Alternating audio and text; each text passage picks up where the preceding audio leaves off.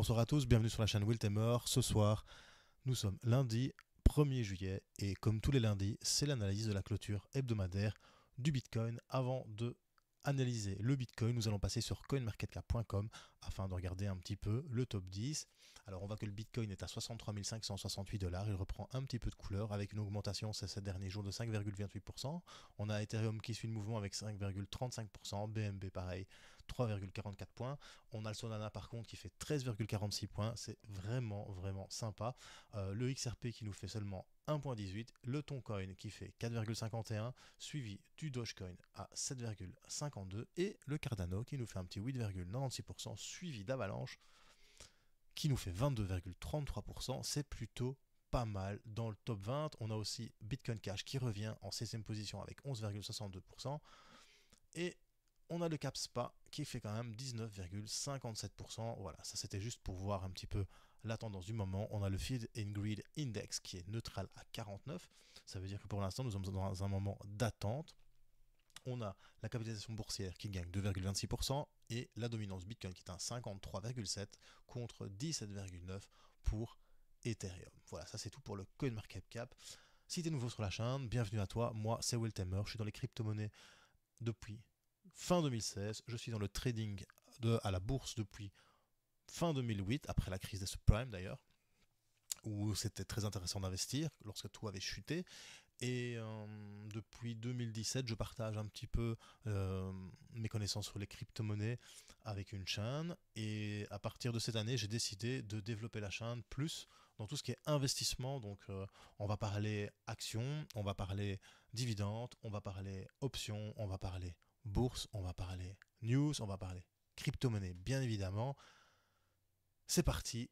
Alors, si tu veux me suivre aussi sur Twitter, enfin sur X, pardon, j'ai tellement l'habitude que c'est Twitter depuis toutes ces années, n'hésite pas, c'est @whale_tamer. Et là-dessus, tu auras toutes mes petites analyses techniques que je poste.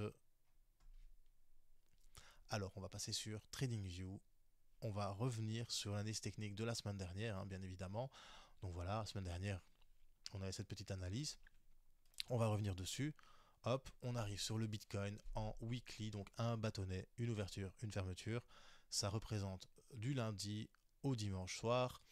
Un bâtonnet, c'est donc une semaine. Donc si tu veux, si tu le vas sur le daily, 7 bâtonnets, c'est une semaine. Et en weekly, un bâtonnet est une semaine.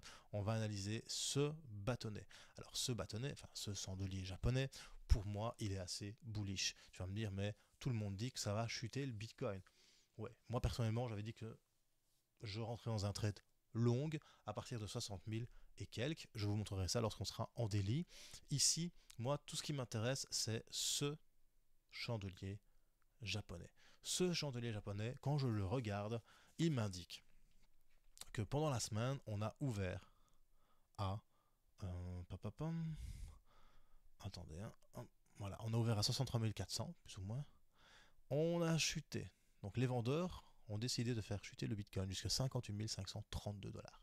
Alors, si ce bâtonnet était pour une tendance baissière, ce chandelier japonais, il aurait été plein. Ici, on n'a qu'une shadow, donc on n'a qu'une mèche. La mèche est descendue jusqu'à 58 532 $.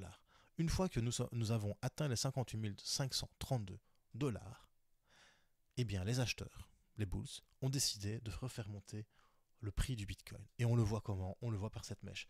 Et tout ça, ici, et on a clôturé à 62 814 $. Et on a réouvert le début de semaine, aujourd'hui, à 62 814 $. On voit vraiment une toute petite mèche vers le bas, que les vendeurs ont réessayé de rattaquer vers le bas, mais ça ne marche pas, on est en train de revenir vers le haut. Pourquoi est-ce qu'on revient vers le haut en début de semaine? Parce que on voit vraiment une faiblesse des vendeurs par rapport aux acheteurs. Les acheteurs ont voulu descendre jusqu'à 58 000 pour clôturer là, pour réouvrir à 58 000 et pour encore descendre. Mais les acheteurs, pardon, n'ont pas voulu. Donc ils ont remonté le prix et ils commencent maintenant à repartir à la hausse. Maintenant, il ne faut pas s'exciter, ok? Ça ne veut pas dire que on va pumper grave. On se regarde ici, pareil, ça arrivait. Mais on était dans un mouvement baissier et on suivait comment dire, on suivait deux indécisions, celle-ci et celle-ci. Ici maintenant, on suit deux beaux corps, deux chandelles. Et on a celui-ci qui te dit, ben, on est descendu, on a rebondi sur la moyenne mobile 25 périodes en weekly, et maintenant, est-ce qu'on va rebondir? Est-ce qu'on va réussir à rebondir? Là est la question. Alors pour savoir si on va rebondir, ben, il y a plusieurs choses à regarder. Le volume, il faut regarder le MACD, aussi on peut regarder le RSI, on peut mettre aussi Ishimoku, tu as plein d'indicateurs qui peuvent t'aider. Moi personnellement j'utilise les moyennes mobiles, 4 moyennes mobiles, la 25, la 50, la 100 et la 200. Donc 25 c'est en vert, 50 c'est en jaune, 100 c'est en jaune, en orange et 200 c'est en rouge. J'utilise ce qu'on appelle le MACD, le Moving Average Convergence Divergence, en 12, 26 et 9 EMA. Donc cet indicateur t'indique en fait un changement de tendance, soit à la hausse, soit à la baisse. Moi j'utilise énormément cet indicateur. C'est mon style de trading. Encore une fois, un indicateur, c'est pas la panacée, c'est pas lui qui va te dire tout, mais ceci avec comment dire, les moyennes mobiles et ce que font les chandeliers japonais, personnellement, c'est ma méthode de trading. Donc voilà, ici, je vous ai expliqué la semaine dernière ce qui s'est passé. Donc les vendeurs ont voulu descendre plus bas, les acheteurs ont refusé, ont rejeté cette chute et on a clôturé juste un tout petit peu plus bas que la clôture précédente. Donc, et comment est-ce que ça se traduit ça? Donc 1, 2, 3, 4, 5, 6, 7. Ça se traduit comment? En jour. Donc on passe sur le D. En jour, bah, tu vois cette grosse bougie ici, avec un gros volume de vente. Et puis, pendant 1, 2, 3, 4, 5 journées, on a essayé, je dis bien, on a essayé de remonter. Mais on n'a pas fait cette erreur. On n'a pas fait un biseau, si tu veux. On n'est pas venu comme ça, en faisant un biseau. Si on faisait un biseau haussier, ça casse à la baisse. Tu vois? Non. Ce qu'on a fait, c'est qu'on a consolidé. Même si c'est sur que quelques jours, tu vois, on a consolidé les plus hauts et on est venu chercher des plus bas. Comme ça, tu prends le plus bas ici et celui-ci un plus bas, plus haut que le précédent.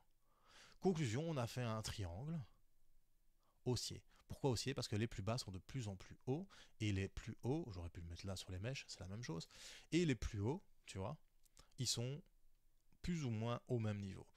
Du coup, on a essayé de casser ce triangle à la hausse.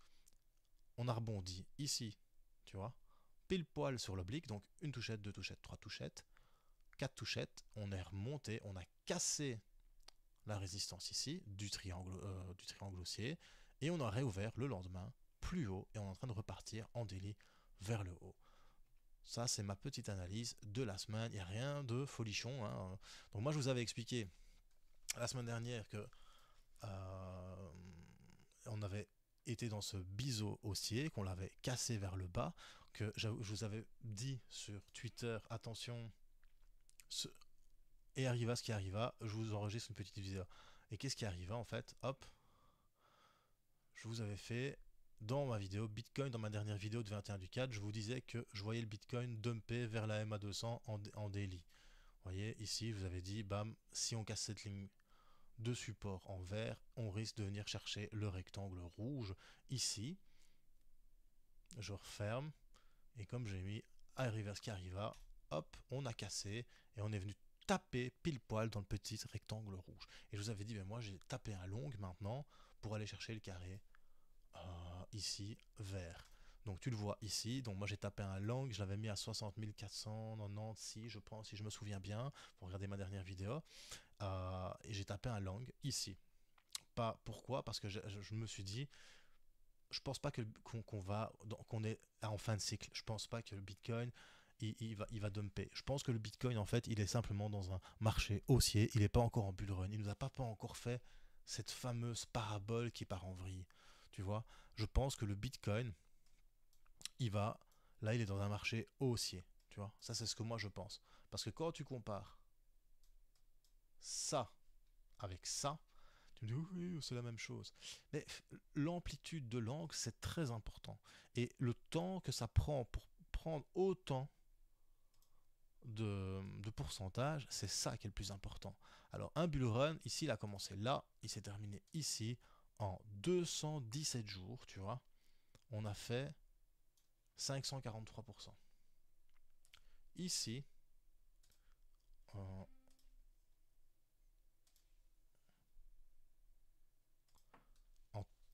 482 jours, pardon, en 482 jours, on a fait 376%. Donc en plus du double, on a fait moins en pourcentage. Un bull run, c'est assez stratosphérique. Personnellement, je pense qu'ici, on a juste récupéré la chute du bear market et que maintenant seulement on va peut-être commencer à faire un bull run. Mais qu'est-ce qui me dit ça? Ce qui me dit ça, c'est le MACD. Le MACD, quand je regarde en daily, encore une fois, je n'analyse que daily pour le moment, je vous avais expliqué ici, on avait des petits bâtonnets qui restaient bien stables et qu'une fois qu'on allait faire une oblique, ça allait devenir intéressant. Et quand on fait cette oblique, en fait, tu as les deux courbes, donc le MACD et son signal, qui vont se croiser. Et quand elles se croisent, ça signifie qu'il y a un croisement, une convergence entre certaines moyennes mobiles. Et cette convergence vous dit que c'est un changement de tendance. Donc on part d'une tendance baissière vers une tendance haussière. Conclusion, moi quand j'ai vu que j'ai analysé plus en 2 heures et en 4 heures, j'ai remarqué qu'on était dans un cycle du MACD qui allait faire qu'on allait remonter. C'est pour ça que j'ai placé mon ordre personnellement. Maintenant, beaucoup vont dire, oui, moi, quand tu regardes sur Twitter, beaucoup disent qu'on allait chercher les 53 000 dollars. C'était bien possible aussi d'aller chercher les 53 000 dollars. Bien évidemment, trader, c'est un pari. Hein. Il ne faut pas oublier que trader, c'est avoir confiance dans son analyse et prendre un pari sur la direction que va prendre un cours. Parce que personne ne sait pour le moment euh, savoir vers où va un cours. Tu vois. Et il y avait bien évidemment cette possibilité que le Bitcoin vienne rechercher cette zone ici qu'on a eue, voilà, hein, vers les 50-53 000 dollars. Pourquoi? Parce que c'était une zone de compression qu'on a eue ici, tac, tac, tac, tac, avant de repartir à la hausse. Donc il y en a qui disaient, on va rechuter, on va faire cette zone de compression, on va repartir. Mais pourquoi revenir à ce point-là? Moi, je pense que ici déjà, tu as un point plus bas et ce point plus bas ici est plus haut que le précédent. Ok? Donc, si tu regardes bien, ici maintenant, on vient de changer de tendance. Hop, on va la mettre une autre couleur. On part à partir de là, on prend le prochain plus haut. On va extrapoler à partir de ce plus haut-là. On pourrait partir vers ça. Ici, bien évidemment, tu as la résistance en bleu. Mais si on vient casser ici, le Bitcoin, il peut venir chercher ici les 71 000, 72 000 dollars. Et s'il casse le all-time high qu'on avait eu là, hop, je vais mettre l'aimant. Donc s'il casse le all-time high que nous avions eu là à 71 950 dollars, il y a de fortes chances qu'on vienne vouloir ici chercher la résistance ou alors un autre point que celui-ci, parce que ici tu as un plus bas et un nouveau point plus bas, mais plus haut que le précédent. Donc on change de tendance. Et le mon MACD me confirme bien, ici tu vois vraiment, tu as un croisement entre le MACD et son signal qui me dit qu'il y a un changement de tendance. Donc on part de ce biseau d'écartement bleu vers ce biseau d'écartement rouge haussier. Alors est-ce que c'est ça? Est-ce que c'est vrai? Est-ce que c'est ce qui va arriver? Personnellement, encore une fois, moi je suis pas Madame Irma, mais comme je t'ai dit au début de vidéo, ça fait assez longtemps que je fais du trading. Je l'ai déjà dit maintes et maintes fois, j'ai perdu plus de 450 000 dollars en tradant en levier sur le Bitcoin. J'aurais pu avoir ma liberté financière. Quand je regarde maintenant ce que j'avais en crypto-monnaie à l'époque, et ce que j'aurais maintenant, je ne travaillerai plus et je ferai plus que des vidéos à 100%. Mais bon voilà, c'est la vie, j'ai perdu, j'ai joué, j'ai parié. Donc maintenant, je trade de manière beaucoup plus safe, je trade de manière beaucoup plus réfléchie et sur des unités de temps beaucoup moins petites.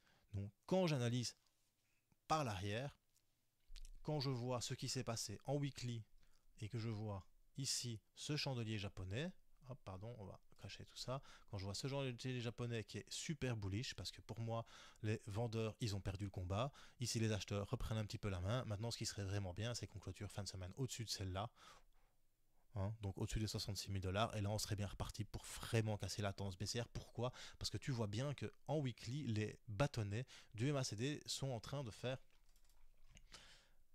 je vais te montrer, une courbe, rayon, droite, courbe, non elle est là ma courbe, hop, voilà, tu fais ça, hop, tu vois, si tu regardes là, voilà, ils sont en train de faire, il est en train de faire une courbe comme ça, tu vois. Donc, qu'est-ce qui va se passer? Est-ce que là, maintenant, ça va repartir comme ça? Tu vois? Est-ce qu'on va revenir ainsi? Voilà. Le problème, c'est qu'en weekly, le Mercedes est toujours il est toujours dans le positif. Tu vois, ici, tu as un zéro. Tu as une ligne de tendance. une ligne pardon, médiane, et on est toujours au-dessus. Donc compliqué, compliqué. Sur le weekly, vraiment très compliqué. Maintenant, je pense sincèrement, enfin je pense, hein, c'est encore une fois, je crois pas, je pense que ici on est quand même reparti pour une semaine de hausse. Et si on vient rechercher, là on est le monthly, pardon, si on vient rechercher ici les 66 000 $, on pourrait la semaine suivante repartir, venir chercher la résistance ici en bleu du biseau descendant, casser cette résistance et venir chercher la résistance ici en rouge du biseau ascendant. Voilà, c'était Will Temer pour l'analyse technique hebdomadaire du Bitcoin. J'espère que ça t'a aidé dans tes analyses techniques. N'oublie pas, moi je suis juste un gars comme toi, je suis pas professionnel, trader professionnel, je suis passionné par les crypto-monnaies. Il faut faire attention. Ceci n'est pas des conseils en investissement, je fais juste une analyse technique du Bitcoin. Bientôt, je vais vous refaire des vidéos explicatives sur certaines crypto-monnaies. Je vais aussi vous expliquer un petit peu ce que sont les options, je vais vous expliquer ce qu'est une action, je vais vous expliquer comment est-ce qu'on fait une analyse fondamentale d'une action pour investir dans cette action. Je vais vous expliquer les actions à dividendes, pourquoi j'ai commencé à investir dans les actions à dividendes, me diversifier. Donc, quoi, il faut se diversifier. Je vais aussi parler de diversification de portefeuille, de diversification d'investissement pour limiter le risque. Parce que si tu as tout ton argent dans les crypto-monnaies, comme j'avais moi à l'époque, j'ai perdu énormément. Ici maintenant je me suis diversifié, tu as remarqué que j'étais en Italie, j'ai acheté une maison en Italie. Mais ça c'est se diversifier, acheter une maison en Italie. Acheter une maison en Italie, c'est investir de l'argent, un capital, dans de la brique, pour pouvoir la louer, pour me rapporter de l'argent, pour pouvoir partir en vacances moins cher, mais c'est surtout pour pouvoir me rapporter de l'argent et pour placer mon argent dans la brique. Pourquoi la brique? Parce que la brique, ça prend la valeur avec le temps. Alors que l'argent, il perd de la valeur avec le temps. Ce que tu achetais avec 50 € il y a 3 ans, tu ne l'achètes plus aujourd'hui. Car la valeur de ton billet de 50 € a diminué. C'est ça l'inflation. L'inflation, ce ne sont pas les prix qui augmentent. L'inflation, c'est la valeur de ce que tu utilises pour acheter qui diminue. Donc ce que représente 50 € diminue. Donc je ne mets plus mon argent en banque, je l'investis de manière intelligente. Sur les marchés financiers, je les investis dans l'immobilier, je les investis dans les crypto-monnaies et dans bien d'autres choses. Et tout ça, je vais vous le partager sur la chaîne. C'était Will Temer pour le petit journal des cryptos. Si tu as bien aimé, tu mets un petit pouce bleu. Si tu n'as pas aimé, tu mets un petit pouce rouge. Et surtout, bro, même si je parle plus uniquement de Bitcoin sur ma chaîne, n'oublie pas, choose life, choose freedom et choose Bitcoin. Peace, my bro. À la semaine prochaine.